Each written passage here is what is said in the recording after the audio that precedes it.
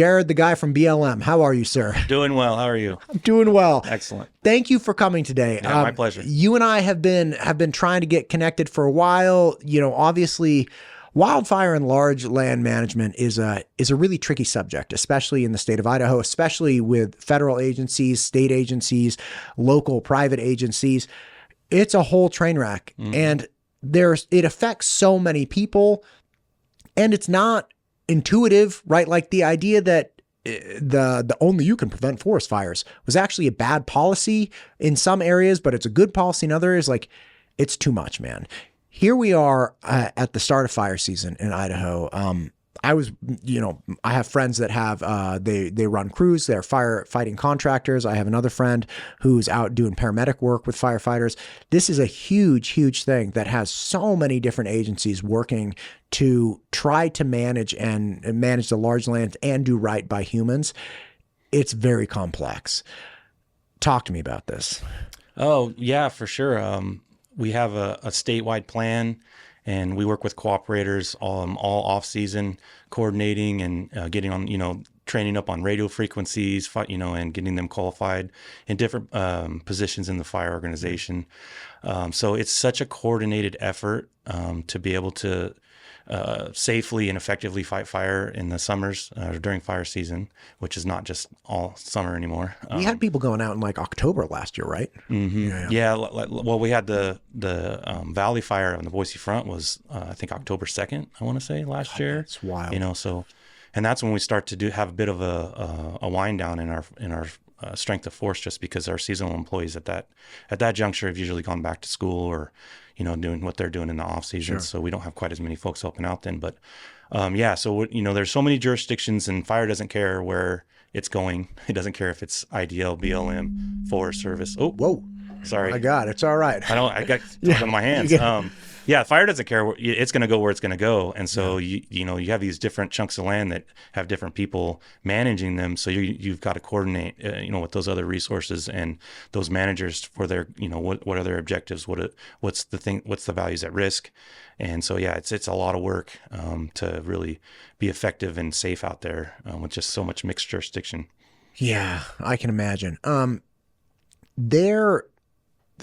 First off, there's a large misunderstanding with people like me that are not involved in fire service that we should put fires out at all costs, right? Mm-hmm. And that is just not accurate, especially with certain types of wooded areas, certain types of plants.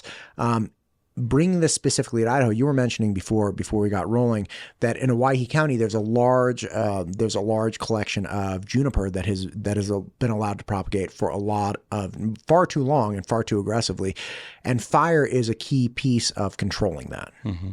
Talk to me about that. Yeah, so different ecosystems, different fire regimes, need different amounts of fire in them, and over the years, putting all the fires out can lead to a buildup of materials in there and unhealthy ecosystems. And so at this juncture, there's people all over moving into WUI areas. And so it's something that prescribed fire is a good tool to use if appropriately, you can do it safely and not being affecting too many people that live in that area. But also, mechanical treatments. So going in and cutting, piling, then coming back and burning the piles is less, smoke in the air at that time and can be effective as well. So then you have different ecosystems like our range where you probably have too much fire on the landscape because of the cheatgrass and medusa head and different invasive species have come in and changed the fire cycle from that 50-year kind of sagebrush ecosystem cycle to more of a 4-year cycle. Those light flashy fuels, they're easy to ignite and they outcompete the brush. They germinate sooner, and so you end up having a hard time getting that brush reestablished and out in the desert. So okay, help me understand this, because this is I had Charlie Lyons in and he was talking about medusa and cheatgrass and some other things. I'm like, I don't know anything about what you're talking about. And I also didn't know that the native grasses and the invasive species had different fires. So like explain the nature of, like, if we just had native grassland or sagebrush in Idaho, what's the fire cycle? Why is it 50 years? Yeah, don't quote me on the 50, but I think I'm pretty close. I'm taking it to the bank.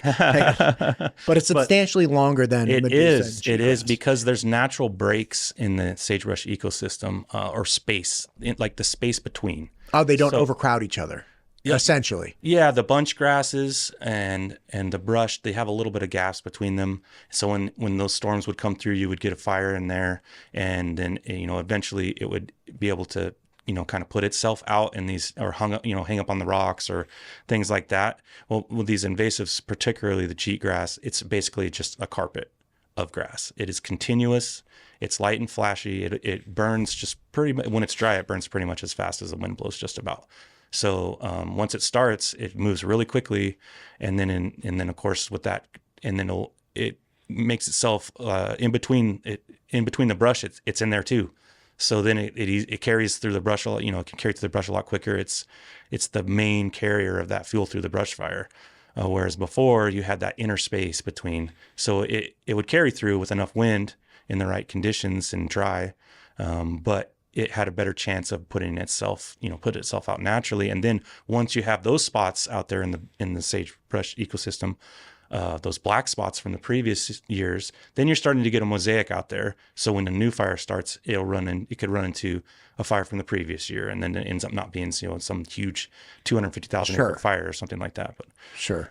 Okay, so the bottom line is that essentially it sounds like the fuel was just spaced out in such a manner that it wasn't easy to keep pushing. Like it was possible, but you'd have to have dry, you'd have to have like prevailing winds, you'd have to have all these things to get it to jump from fuel patch to fuel patch. Yeah, it was easier for it to break. There was a chance for it to break up. The fire could break up.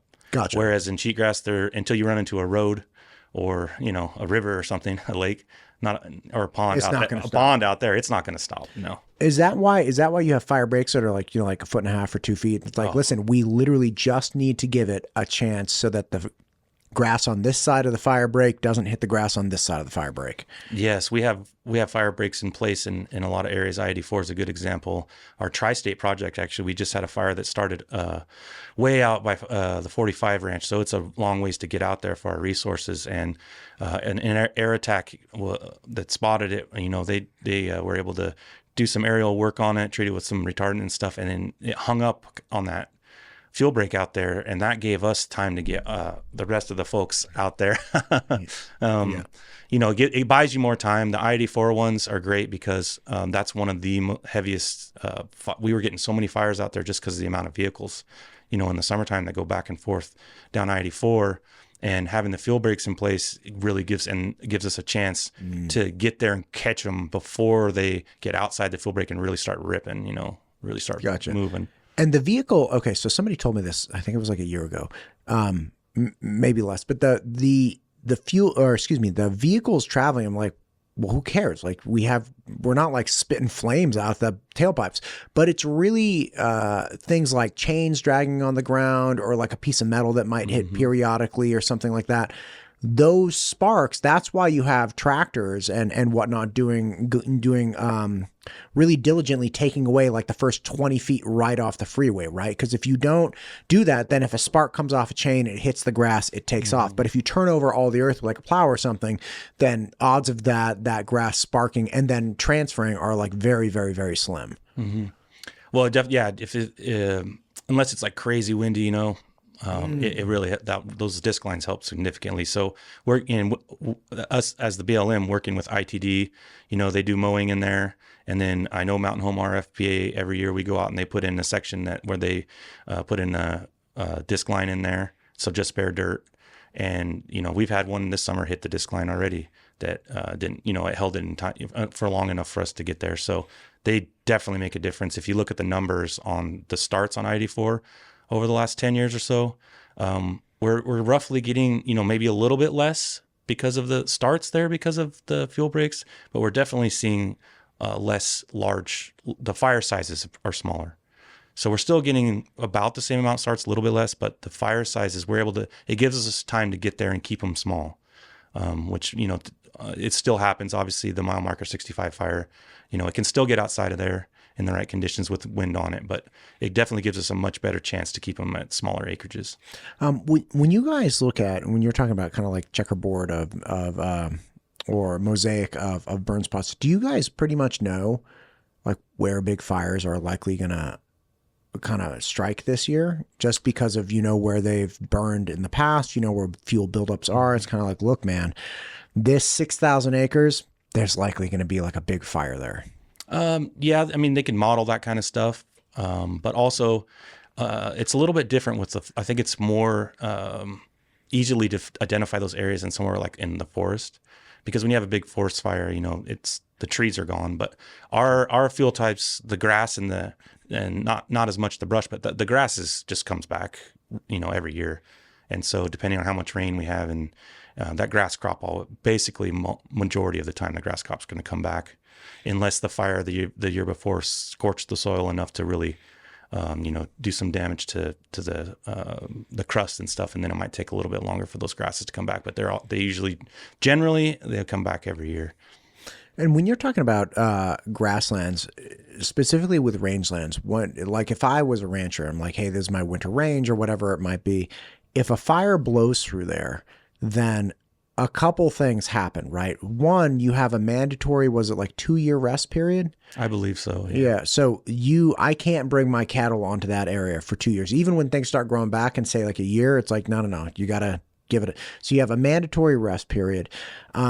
And then you also change the profile of the vegetation, right? So whereas it may have been native grasses and like tolerable things for my cattle or whatever, after that, it's like, no, it's coming back in a different proportion of things. Yeah, potentially. It could definitely change that. And then I believe the rest periods usually on a BLM allotment is 2 years, but those are more our emergency stabilization, our post-fire folks.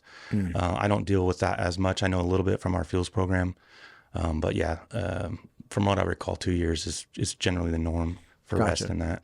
Gotcha. And then of course, yeah, like I said, these invasives are going to be the problem. If it was a pristine ecosystem of brush and stuff, you're going to have a problem with invasives working their way into there post-fire. When going back to 84, just real fast, when you talk about fires, it's still the majority of fires are that get really out of hand, like the real devastating one. Those are the ones that predominantly are man-made, aren't they? Or is it more of a balance? It is a balance. Okay. I think it really depends on the weather, and the dryness when they start. A human caused fire or lightning fire have the same potential to be a devastating fire for the most part, because maybe in the past when these remote fires were harder to get to and stuff, but anymore there's a lot of roads around. There's ways to get into the fires, most fires with some sort of ground resources, and if not, we've got smoke jumpers and repellers and aircraft that we can get on those type of fires. So, but really the key thing for those big fires is the wind. If it's dry and it's hot, as soon as you start getting wind on those things, then that's when it starts to get. And that's why the California situation was so devastating. Those sustained winds from the Santa Anas and stuff, that just they're relentless. So fortunately here we don't have a lot of the sustained, over days type of winds. Maybe when a cold front comes through, we'll get a sustained wind for a while, but generally our high winds are coming off some sort of thunder cell. And so they're more short-lived. They can still last for a bit, but yeah. Gotcha. What are things that people can do to help either prepare for the wildfires, or obviously try to prevent them as we go, right? Like obviously put fires out, when you go camping. But what are other things that they can do? Yeah. So, prevention is definitely my wheelhouse, and, very passionate about, trying to keep as many human caused fires off the landscape as possible. Because, when we do get these lightning storms and stuff, sometimes we have like 17 fires going at the same time or more. God. And, the resources get extended and, the resources get spread thin.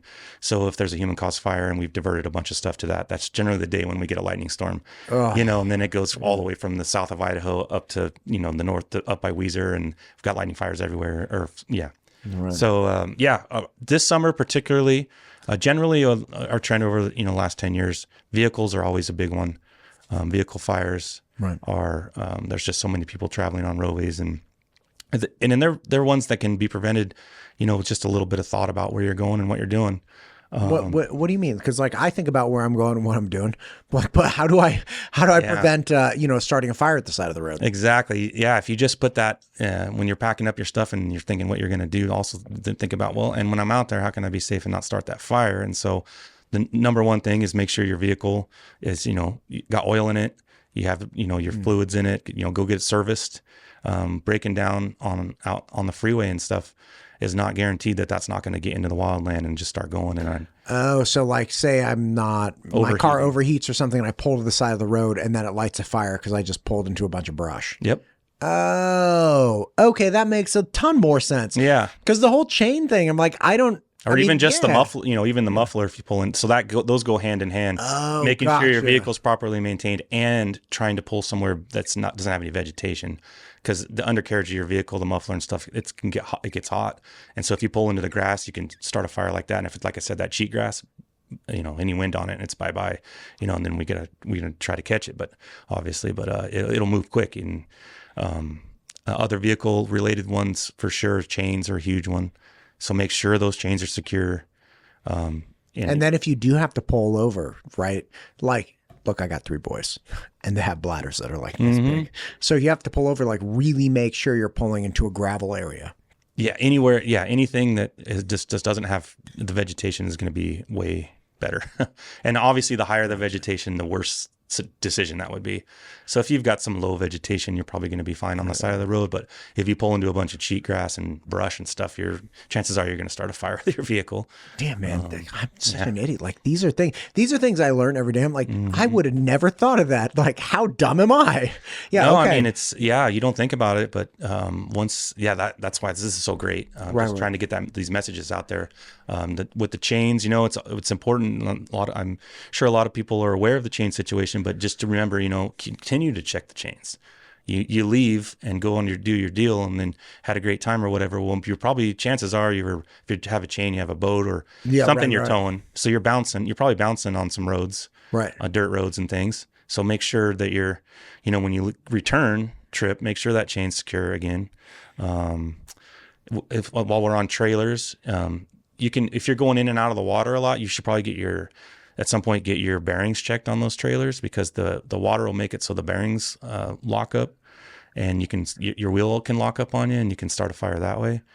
So probably once a season, you might want to check those bearings on those trailers and make sure your bearings are good to go. And then obviously, don't put too much weight on your trailer and have a chance to go over a bump. And, if you're hitting the metal frame on the ground, you're going to get anything that's getting sparks. Obviously I see people drive around, look under your car every now and again and make sure your muffler's not hanging off and ready to drag on the ground. And then obviously if you're going out off-roading and you're out in your UTVs or whatever, doing your thing, stay on those trails. Like we talked about the vegetation, those can start fires just as easily in the vegetation. Stay on the roads and trails, that you're out recreating, and don't wander off in the vegetation out there. You can start a fire pretty easy that way as well. Man, there are a lot of options for causing problems. Yes, there are. Yeah, I had no idea. Yeah, so vehicles is always a big one. And then this year and last couple of years, honestly, recreational shooting has just been causing a ton of fires for us. Really, we have a prevention order in place. And there's a reason the stuff that's on the prevention order is on there. It's not like we want to slap people's hands for not, just going out there and shooting. It's legitimately these cause fires. Tracer ammunition is a no-no. May 10th through October 20th, do not shoot tracer ammunition out on public lands.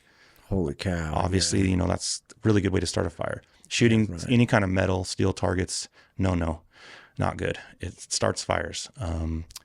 Steel core ammunition is also part of that prevention order. Don't shoot steel core ammunition between those months, because it has been shown to, it can ricochet or hit metal. And then there is other metal out there. People aren't the best about picking, their trigger trash or just camper trash. It's out there, and rocks.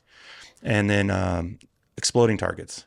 Please do not go out and with tannerite and blow it up in the desert between May 10th and October 20th. It doesn't matter if it's in a washing machine or whatever else you brought out there with you. The Yeti cooler. Yeah, do not blow it up. It will start a fire. And I think a lot of folks think, no big deal.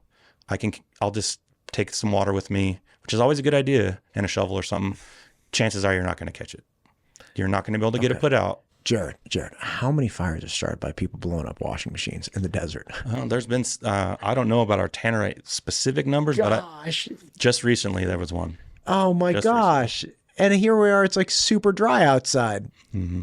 All right. Yeah, not a good idea. Exploding targets. You know, that prevention order does have monetary costs associated with it. So, and, you know, we do have LEOs that drive around and will cite people for breaking that prevention order. So please, you know, I'm all about going out and target shooting and, you know, having fun, but be responsible, pick up your trash, and follow our prevention orders for sure. And this brings me up to a safety issue that we've just been really reared its head with shooting this year is if there's an active fire, don't go out and try to shoot.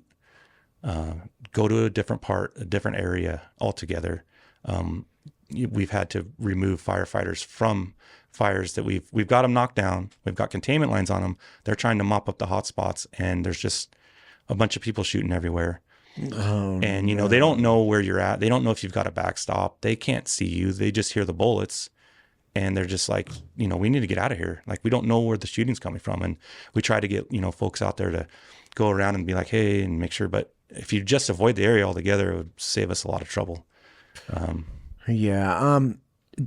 Question for you about strained resources, because like you guys are obviously dealing, again, multiple fires all day long.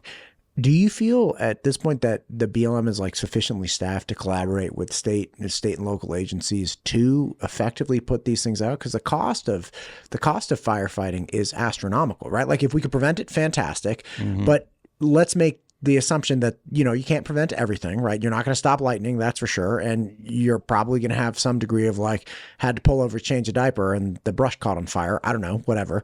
But like, do you guys feel comfortable with the level of support you have at this point and feeling like, hey, look, this is going to be a big fire season, but we're in a good position? I feel like we have a good amount of support, and the way that we move resources around from state to state is effective. But as far as, you know, having adequate, that's above my pay grade. Yeah, you'll have to talk to congressmen and people up higher up about the funding and the resource. Sure. But, you know, we know what we have. We know what we have, and we know how to move resources around the different areas and with our cooperators and stuff. You know, I feel like we're covering what we need to cover, and above that, yeah, like I said, that's a different discussion for somebody higher up than me. Yeah, you and me. Yeah. Then taking all this into account, there's also there have been criticisms in the past about the collaboration with BLM and state agencies saying, hey, look, BLM is not managing, right, the wildlands and you know, large lands appropriately. And I think, like, I don't know a lot about it, right? But when there's a fire that breaks out, or when there's a problem that stems up, who do you guys connect with? Like, who's making the call on where you commit those resources? Because with so many different things, it's like, all right, do we have enough resources to do all of this at all the time? It's like, no, sometimes they get strained, you know, or I would assume at some point, you know, you run out of people or engines or things like that. So who's making the call on like, okay, go to fire A, don't go to fire J? That's usually wherever it starts, we have that state operating plan. Wherever it starts is going to be that they basically own the fire as far as making decisions overall. And we have a lot of IA agreements with Idaho Department of Lands for state land down here, and different other organizations. We have IA agreements with to cover here and there, different chunks of land. And then when we have multiple fires on the landscape, the resources generally are going to be the duty officers or upper management are going to make calls based on life property resource. So if there's houses involved, they're gonna get the first attention and the most resources. And then the remote fires are going to get, you know, we're going to do our best to get them the resources, Gotcha. But they're going to take second fiddle to the life and property, or property as far as like homes. So life, property, resources. Mm-hmm. That's pretty good. That's pretty good hierarchy, right? Yeah, Save and believe life, me, stay the house, and then, you know. And when those yeah. we know a lot of the ranchers out there, and the RFPAs have been fantastic, and we work well with the ranchers, and we know some of the struggles with, them being on where they're at and how important it is to them. But, we have to prioritize live property resources. So, and we do, believe me, we do our best to get them what they need to get those fires out as well. But that's just, that's the name of the game, is people's primary residence and their lives are going to take the priority for sure. With the rangeland fire, is it agencies or associations? I always get it wrong. Rangeland Fire Protection Associations. Mm-hmm. Those started like 15 years ago or so, right? And they have essentially individual chapters throughout the state. Mm-hmm. Are those increasing in number as the severity increases? As like, okay, we had 11, now we have 12, now we have 15 or something like that? Or is it pretty like a bunch got established and they're kind of holding steady and just, we've had a few more trickle in over the years. As they see the success of the original ones. I think that they are like, yeah, that's a great deal. Let's start one for our area. So yeah, we've had a slow increase to the number. Gotcha. Sure. But it's not like an overwhelming flood of people saying like, hey, we really need to resolve this the way it was. I think when you look at the map, a majority of the Boise BLM area is covered by some sort of RFPA at this point. It's just, a lot of these areas, a lot of people don't live there.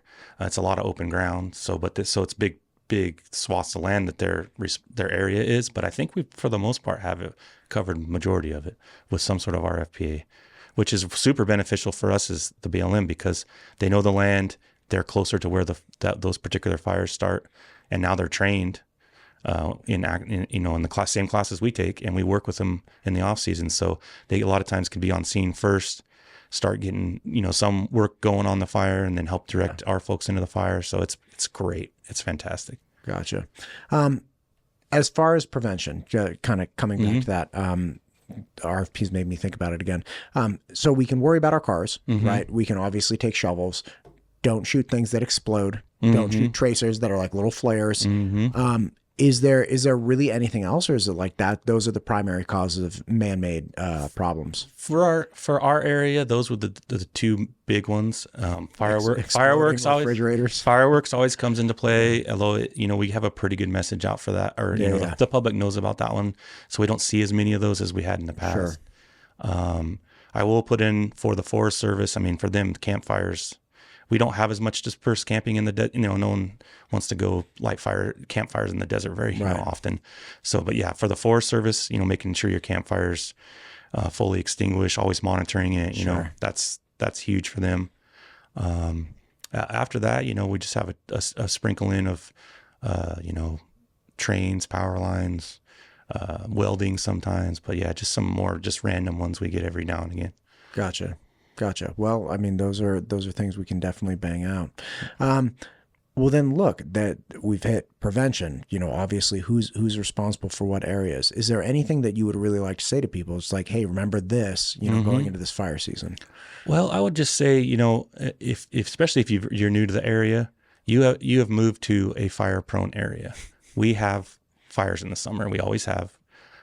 So, it's kind of like if you move to the Bahamas, expect hurricanes, that kind of thing. So, if you're in a wildland urban interface area, contact Idaho Firewise or, your local fire department and start finding out if there's anything you can do to your property to help, increase your chances of survivability if there's a wildfire. So there's a lot of things you can do on your own property that are going to help you, because, when we get a fire in the front, we're going to do our darn best to get engines to your house and help protect your house. But that's not always going to be possible, just depending on what's going on. There's only so many resources. So anything you can do on your own side of things to help that house be more survivable as far as vegetation and the construction type of things, which I know there's new codes now where it's a lot better on the newer homes that are built, that stuff's kind of mandatory now anyway. But yeah, I would say that, and know your evacuation stuff if you're in those areas. Have your ready, set, go kit. Just your prescription pills, your family photos or whatever. Be ready to grab them, or already have some in case you do need to get out of there. Know which way you're going to be going, and be in contact with, or be following on what through Ada County and Boise. The how you're going to receive the messages and, where you need to go. Yeah, I was actually, I think it was Brad Ritchie from the Office of Emergency Response that was, he came in during the legislative session and was talking about this and was like, look, if you're going somewhere, if you live somewhere, you should know, one, what the communication mechanisms are that the, people in charge are going to be engaging in so you can stay up to date and know what the best ways to evacuate are under different scenarios. And that seemed really common sense, especially around your house. It's like, dude, know how to get out and where, how people can talk to you in case there is an emergency. Absolutely. And then also, I guess on the same lines as that is, if there is an evacuation order in place for a fire, contact your county or your county sheriff's office or emergency services. We do get contacted a lot on the BLM side of things. Our ICs are going to recommend when those things need to happen to the counties, but the counties are the ones that are putting those out and getting the people. They're doing the notifications. They're doing the actual evacuations. Gotcha. Not the federal firefighters. We're not going to be doing that. We're going to be fighting the fire. So right, and they're not the ones that you guys aren't the ones that maintain communication lines. Like that's just not your jam. No, we're out. We're focusing on putting the fire out and protecting people's homes. While the county's going to be the ones that are trying to get people out or communicating what's going on as far as evacuation orders or road closures, that kind of thing. Gotcha. That makes sense.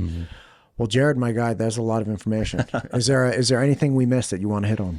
Oh, I know. I think that's a good start. Good start for sure. Yeah, for sure. Well, listen, man, it's August. Good luck with the fires this season. I mean, obviously we had a real big fire season last year, so hope it's not that crazy this year for you guys. Yeah, me too. I know our already, folks, our firefighters are working their tails off, and they're busy. So please don't, pay attention and do what you can to not, start those human caused fires. Yeah, man, don't pull off into the brush.